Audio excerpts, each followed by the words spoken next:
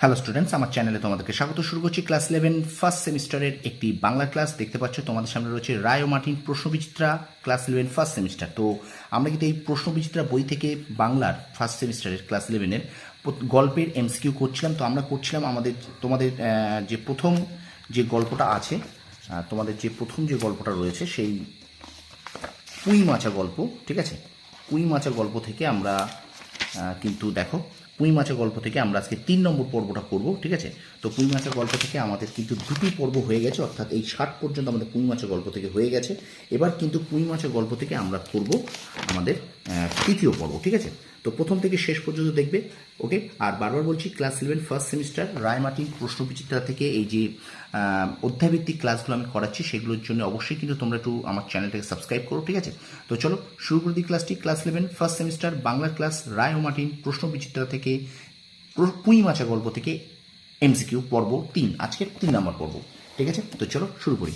গল্পটির নাম পুঁই মাচা, বিভূতিভূষণ বন্দ্যোপাধ্যায় পুঁই মাচা। চলো শুরু করে দিই ক্লাসটি। দেখো, আজকে এখান থেকে 3 নম্বর ক্লাস হবে।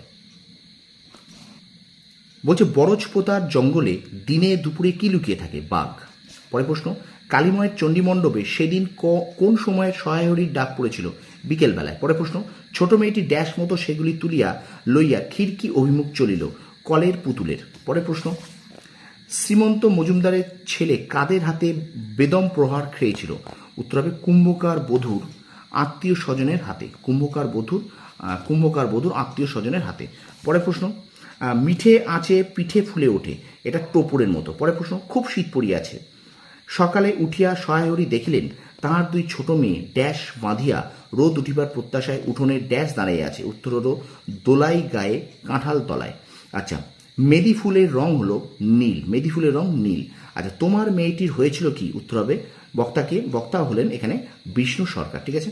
তো তোমরা অবশ্যই কিন্তু চ্যানেলটাকে একটু সাবস্ক্রাইব করো, পাশে থাকা বেল আইকনটি প্রেস করো, আর অবশ্যই কিন্তু চ্যানেলটাকে লাইক করবে, বন্ধুদের মাঝে বেশি বেশি করে শেয়ার করবে। ক্লাস 11-এ কিন্তু আমি ফার্স্ট সেমিস্টারে বাংলা, ইংরেজি, ইতিহাস, ভূগোল, রাষ্ট্রবিজ্ঞান, এডুকেশন, দর্শনের ক্লাস কিন্তু অধ্যায়ভিত্তিক ক্লাস করাচ্ছি, এবং তারপরে কিন্তু আমি মডেল সেটে হাত দেবো, ঠিক আছে? তো সুতরাং অবশ্যই কিন্তু চ্যানেলটাকে একটু সাবস্ক্রাইব করে রাখো। চলো আমরা ভিডিওটা কন্টিনিউ করি।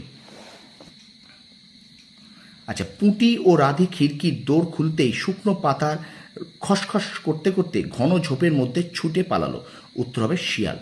আচ্ছা, এবার দেখো, জামাইয়ের বয়স একটু বেশি। প্রথমে অন্নপূর্ণার জামাইয়ের সম্মুখে বাহির হইতে একটু সংকোচ বোধ করিতেছিলেন, পরে পাছে খেন্তির মনে কষ্ট হয়, এই জন্য বরণের সময় তিনি খেন্তির সুপুষ্ট হস্তখানি ধরিয়া জামাইয়ের হাতে তুলিয়া দিলেন। চোখের জলে তাহার গলা বন্ধ হইয়া আসিল, কিছু বলিতে পারিলেন না। সম্পর্ক অধিকারের ভিত্তিতে বক্তব্যটি সঠিক বক্তব্য কোনটি? উত্তর হবে কিন্তু এখানে জামাইয়ের বয়স বেশি হলেও মেয়ের মনোকষ্টের কথা ভেবে জামাইকে নীরবে বরণ করে নিতে হয়। ওকে, পরের প্রশ্ন থাকো, বিভূতিভূষণ বন্দ্যোপাধ্যায়ের প্রথম গল্প ড্যাশ উপেক্ষিত এবং প্রথম উপন্যাস ড্যাশ? উত্তর হবে পথের পাঁচালী।